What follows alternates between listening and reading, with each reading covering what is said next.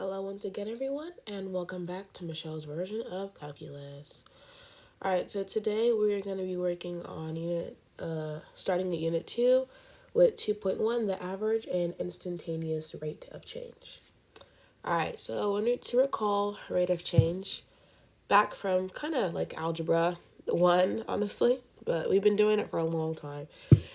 Typical rate of change, we're always told, is the slope. Alright, so rate of change is very much so slope. And how we've been taught to do it in the past is a change of y over change of x, which is going to be y2 minus y1 over, put a little equal sign, over x2 minus x1. But, of course, in calculus, we have another variation of the same equation, and it's the average rate of change on an interval. So when we have an interval, as we can see right here, this is considered, of course, an interval. All right.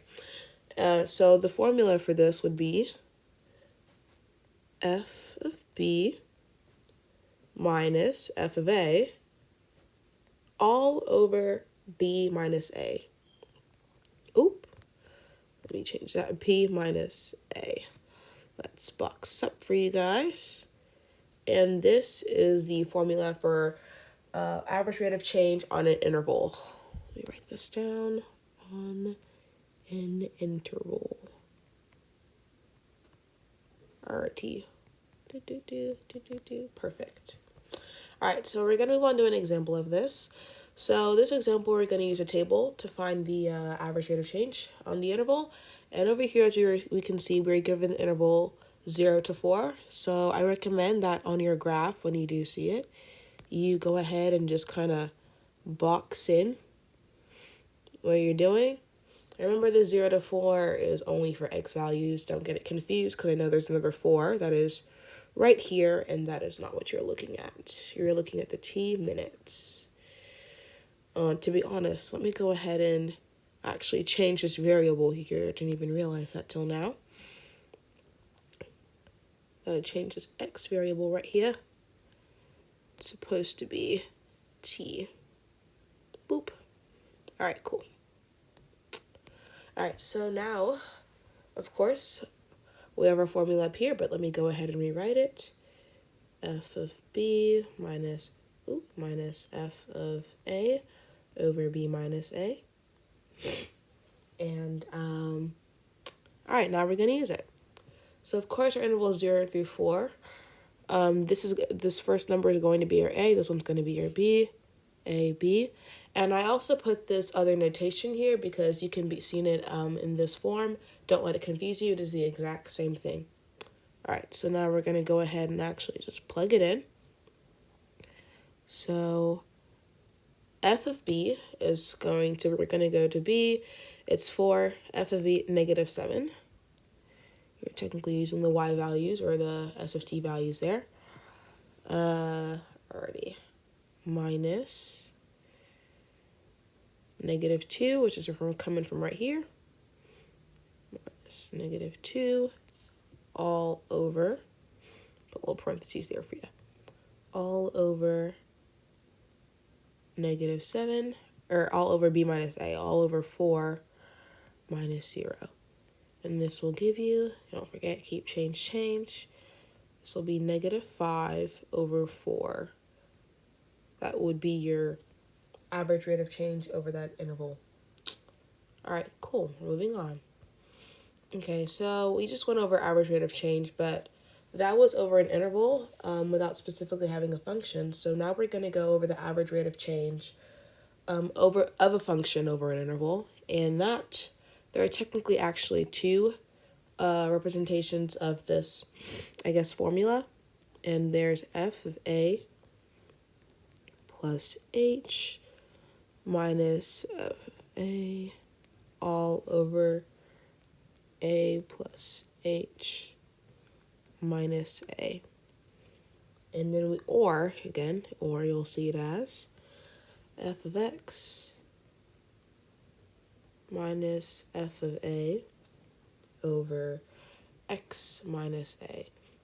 And this of course, these two things are going to also represent the slope of the secant line. So let's say you have a question asking for the slope of the secant line. That is the exact same thing as saying the average rate of change of a function over an interval, and you would use these two lovely equations here to plug it in. And so basically how these equations would work, which I'll show you in a later example, for every value of x or whatever variable that you have and you're using, you will plug in a plus h. And a, of course, will be given to you. We'll plug in a, which is going to be a number, plus h for every single value of x. Alrighty. Okay, cool beans. Alright, so, I didn't title this. Now we're going to go over instantaneous. Instantaneous rate of change. Alright, the difference between instantaneous rate of change and the average rate of change is basically adding a limit in front of those exact same formulas. And the instantaneous rate of change is called instantaneous because you're going to want to find the rate of change. Let me just write it down for you guys. Or let's go ahead and type it out. You're going to want to find the rate of change of a function at x equals a. All right, that's how you do this one. So instead of having an interval like you've seen in the past examples, you would have at x equals a. And you would basically, it is the exact same formulas from up here. Let me go ahead and highlight this. It is the exact same formulas from right here. Exact same. However, you're going to add a limit in front of it. So let's go ahead. I'll just go ahead and rewrite them for you guys. I hopefully will speed this up.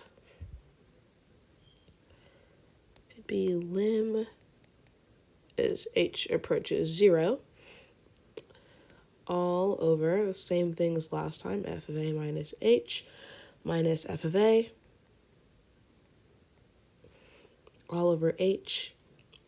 And of course, there's also another representation, or the limit as x approaches a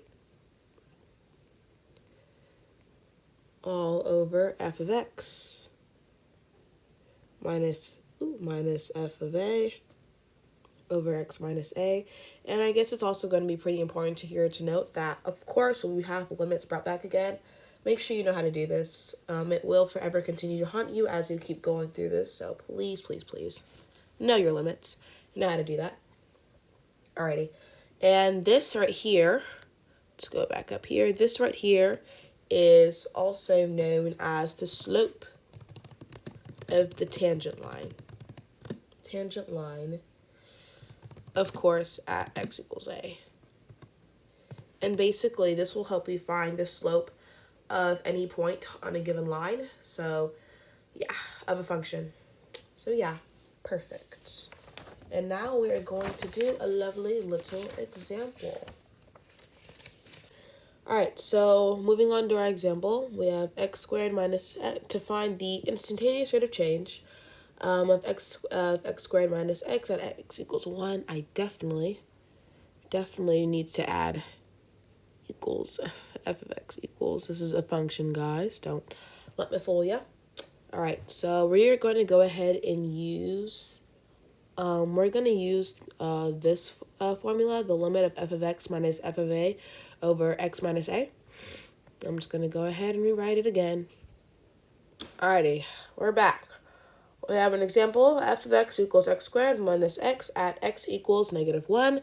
And we're going to be using the second form I showed you to find the instantaneous rate of change for this. We're going to use the limit of x approaches a of f of x minus f of a over x minus a. Alright, so we're going to go ahead and solve this puppy. Let's use green for step 1. Alright, so first thing first, or always remember, I know I talked about this in previous videos, always keep your limit as x approaches a. And, actually in this case, a has a value, -1. Alright, so now we plug in our original function here. So x squared minus x. And we do all of this minus the function with a plugged in. So minus -1 squared. Ooh, let's keep going. Minus -1. All over x minus -1, which actually turns into x plus 1. Let's see, do you keep change? Alrighty, of course, now we're going to go ahead and kind of simplify this. So 2, we're simplifying. Don't forget to keep your limit. Limit x approaches -1. Alright, we're simplifying this down. X squared minus x. Go ahead and that turns into 1. -1 squared is 1. 1 plus 1 turns into 1 plus 1. That's 2. Once we distribute that negative to the 2, so then we turn into x squared minus x minus 2 all over x plus 1. Alrighty. Now we can go ahead and factor out this top to see if anything actually cancels. So this will factor into x minus 2 and x plus 1 all over x plus 1. Lucky us, these actually cancel out x plus 1, so now we're left with 4. The lim as x approaches -1 is x minus, let me get rid of that. It is actually just x minus 2. And now we are able to go ahead and put in our little lovely limit here to evaluate it. And so that would turn into -1 minus 2, which is the same thing as, or which actually equals -3. And that is our answer. Alrighty, thank you. And that is all for Unit 2.1. Here it is again if you need to see the whole example.